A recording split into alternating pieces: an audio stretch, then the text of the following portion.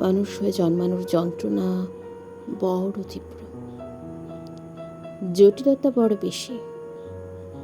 এক জীবনের পুরোটাই তার কেটে যায় কেবল নিজেকে বুঝতে, কিন্তু শেষ অবধি কতটা বোঝা হয় তা সে জানে না। সে কেবল জানে এই জীবনটা কেটে যায় দ্বিধা, শঙ্কা, মায়া আর অপেক্ষায়।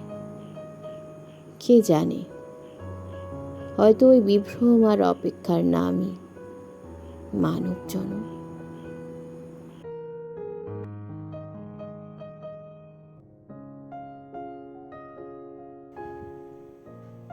একটা দুঃসংবাদ আছে। যারা আমাকে ভেঙে চুরে টুকরো কাচের মতো ছড়িয়ে দিতে চেয়েছিল তাদের জন্য। দুঃসংবাদটি তাদের জন্য যারা ভেবেছিল আমি হোঁচট খেয়ে পড়ে গেলে আর কখনো উঠে দাঁড়াতে পারবো না, মুখ থুবড়ে পড়ে থাকবো গা ঘিনঘিনে কাদায়। আমাকে ছিঁড়ে কাগজের মতো কুচি কুচি করে হাওয়ায় ভাসিয়ে দিলে আমি হারিয়ে যাব দিক শূন্যপুর।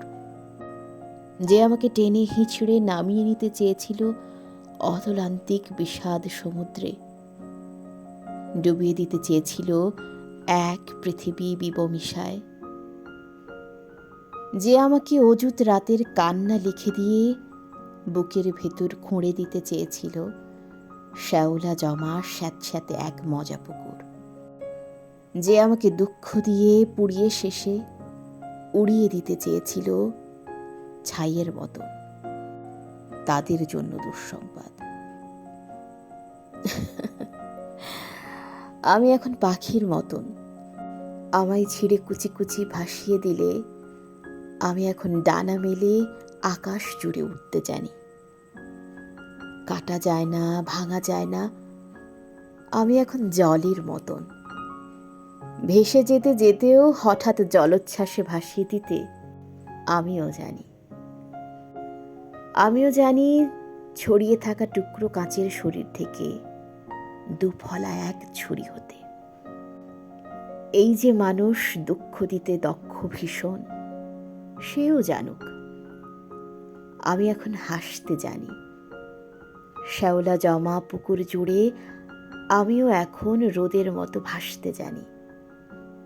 প্রস্থানের গল্প লিখেও ইচ্ছে হলেই আবার ফিরে আসতে জানি। আমি এখন পুড়ে যাওয়া ছায়ের ভেতর জেগে ওঠা ফিনিক্স পাখি। আমি এখন মৃত্যু মেরে বাঁচতে জানি। এটাই হলো দুঃসংবাদ।